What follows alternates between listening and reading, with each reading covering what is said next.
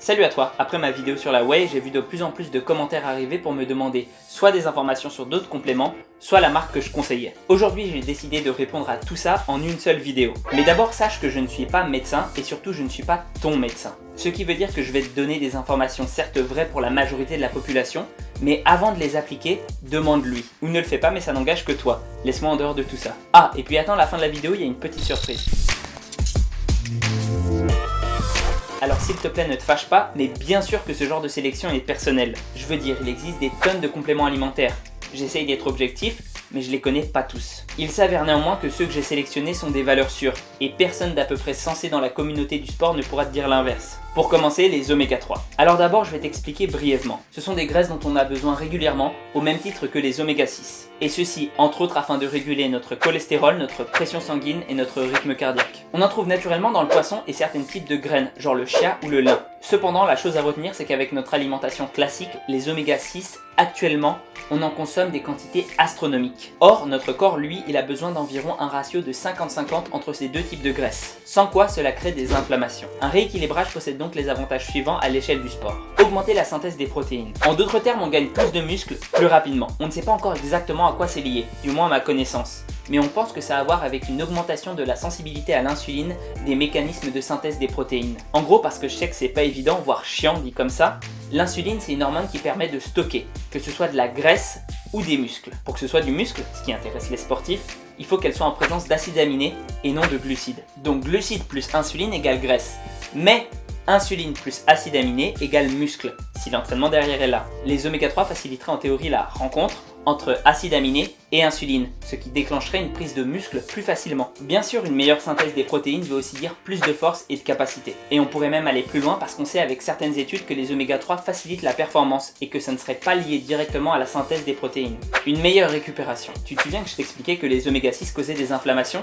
Eh bien c'est en partie eux qui sont responsables des douleurs et des courbatures qu'on a après chaque séance. Consommer des oméga 3 pour contrebalancer aide donc naturellement à récupérer plus vite et mieux. Et à cela s'ajoute le fait que le système immunitaire est moins fatigué d'avoir à lutter contre ces attaques, ce qui résulte en une santé meilleure. Enfin, comme les oméga 3 contribuent à la régulation du système sanguin, il en résulte de fait une meilleure endurance. Qui plus est dans la même veine, en réduisant les inflammations dans les bronches, les échanges gazeux sont facilités dans les poumons. Autant dire une très bonne nouvelle pour les athlètes asthmatiques, l'efficacité des oméga 3 ayant été prouvée sur eux. Et encore, il existe tout un tas d'autres trucs assez fous à leur sujet. Ils aideraient à prévenir Alzheimer, combattre la dépression, augmenter les capacités du cerveau, densifier les os. Et pour ce qui est de la posologie, à savoir la dose que tu dois prendre par jour pour profiter des effets positifs, voici ce que les études en disent. Il faut savoir que les oméga 3 se subdivisent en plusieurs catégories, les ALA, EPA et DHA. Bien qu'on puisse utiliser les ALA, présents dans les plantes, le taux d'absorption par l'être humain est ridiculement faible. Évite donc de penser que tu pourras avoir tes oméga 3 uniquement en mangeant des graines. Je ne mange pas de graines! A l'inverse, les EPA et DHA sont présents naturellement dans le poisson, donc si tu en consommes 4 à 5 fois par semaine, c'est suffisant, pas besoin de te complémenter. Et ce sont ces mêmes types d'oméga 3 que tu retrouveras bien souvent, mais attention, il faut quand même bien regarder les étiquettes, dans les compléments alimentaires. Les recommandations pour ne pas se ruiner et en tirer le maximum de bénéfices, c'est 2 à 4 grammes d'EPA plus DHA combinés par jour, dépendant du poids de ton corps. Et ça, c'est pas le grammage des gélules, mais des substances dedans. Et ça n'est pas du tout équivalent suivant les marques. Quelquefois, en 2-3 gélules, ce sera bon, et d'autres, en plus de 10, tu ne seras pas au bout du compte. Pense à bien te renseigner là-dessus avant de commander. Le plus souvent, le moins cher, c'est le moins chargé. Dernière petite chose, les oméga 3 se dégradent très facilement. Alors mon conseil, c'est de les garder au frigo. De cette façon, pas de lumière et pas de chaleur.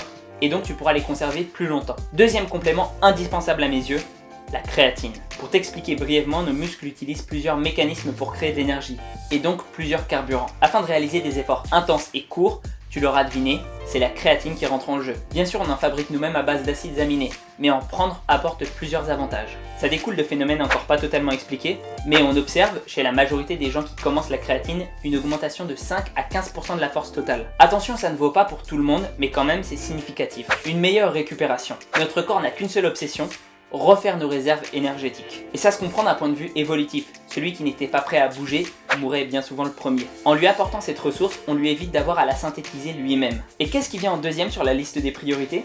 Je te le donne en 1000. La réparation des fibres musculaires cassées. Ce qui veut dire qu'en te supplémentant en créatine, tu aideras ton corps à être plus rapidement opérationnel pour ta prochaine séance. Plus de force et plus de récup, ça finit par se traduire par plus de masse musculaire. Tes muscles vont s'adapter aux plus lourdes contraintes.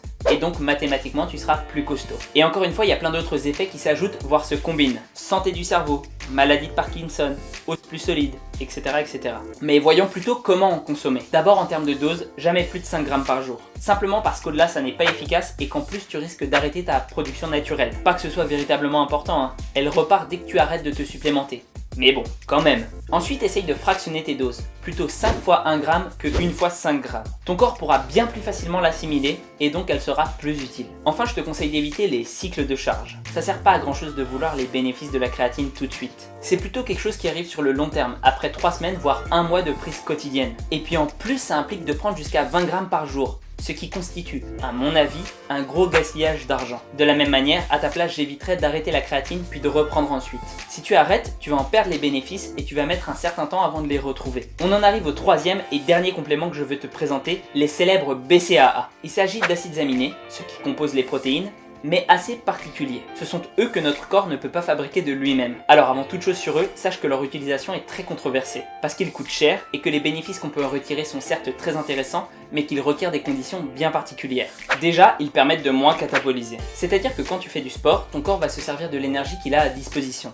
Et quelquefois, il en manque. Résultat, il va piocher dans tes muscles. Or, le but d'un athlète, ça n'est pas de perdre sa masse maigre durement acquise. Avoir des acides aminés à disposition en quantité lui permettra de se servir de ceux-ci et d'un peu plus de glycogène pour faire les efforts. Oui, mais attention, si tu as une alimentation déjà assez riche en protéines, les acides aminés sont là. Pas besoin de lui en apporter plus.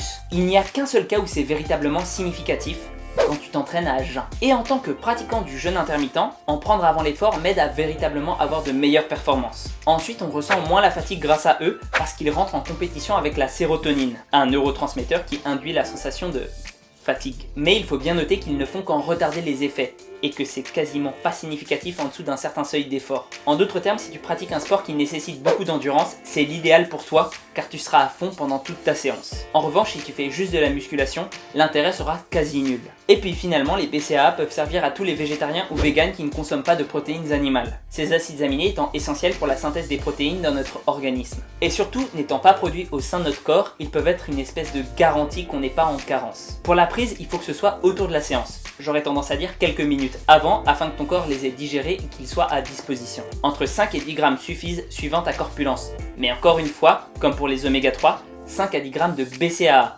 pas de produit. Quant au dosage 2-1-1, 4-1-1, pour moi c'est des conneries marketing pour te vendre des produits plus chers.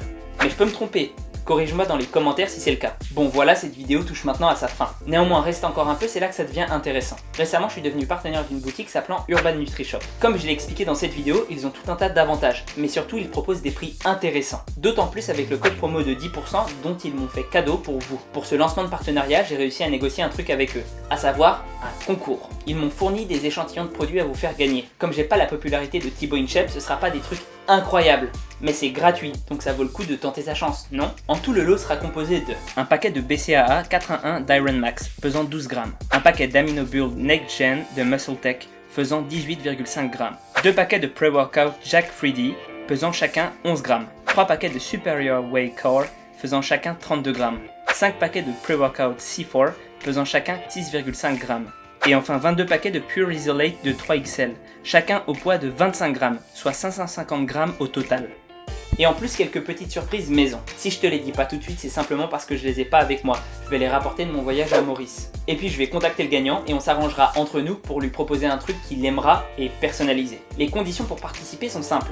Il va falloir aller sur la page Facebook de Geek & Fit et partager le post contenant cette vidéo. Ou alors sinon il y a un deuxième moyen, c'est de faire pareil mais avec Twitter. Pour tirer les gagnants, je vais prendre toutes les participations et tirer au sort l'une d'entre elles. Donc oui, si tu partages à la fois sur Facebook et sur Twitter, tu auras 2 fois plus de chances de gagner. Et non, pas besoin de s'abonner à la chaîne. Je trouve ça stupide de demander un abonnement comme ça. Tu peux le faire et je t'y encourage si tu as envie de suivre mon contenu. Mais là, tu vas juste t'abonner pour le concours et te désabonner ensuite, non? Attention cependant, partage la publication officielle. Pas depuis le mur d'un ami. Sinon, je pourrais pas le voir et tu seras pas dans le tirage au sort. J'espère que cette vidéo t'aura plu et que tu es au moins autant excité que moi à l'idée de ce petit concours. Et sur ce, prends soin de toi et à la prochaine.